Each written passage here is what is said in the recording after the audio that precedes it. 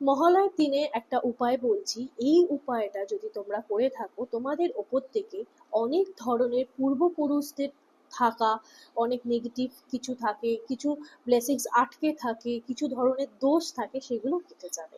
এটার জন্য করতে হবে একটা ঘিয়ের প্রদীপ জ্বালাতে হবে, আর তার সাথে একটা সেপারেট জায়গায় একটু চাল, একটু কয়েন আর একটু কালো তিল রাখতে হবে, একটা ধূপ দেখাবে, তুলসী গাছকে নমস্কার করবে, জল দেবে, আর তার সাথে সাথে ঘিয়ের প্রদীপটা জ্বালিয়ে নিজের পূর্বপুরুষদের উদ্দেশ্যে তুমি একটা প্রার্থনা করবে যে তারা যেখানেই আছে তারা ভালো থাকুক, তুমি যেখানে আছো ভালো থাকো, তোমাদের ব্লেসিংস দেয়, তোমাদের যে সমস্যা চলছে সেই সমস্যা থেকে যাতে উনি উদ্ধার করে দেয় এবং ওনারাও ভালো থাকে।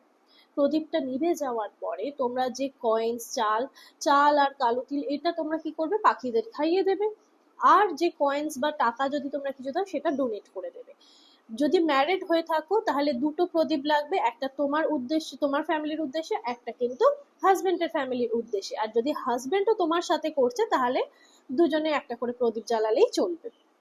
এটা কিন্তু মহালয়ের দিন সারা দিন সারা রাতের মধ্যে, মানে সন্ধ্যেবেলার মধ্যে 7:30 8টার মধ্যে করে নিতে হবে। সারাদিন সকাল থেকে তোমরা সন্ধ্যে 8টার মধ্যে করে নেবে।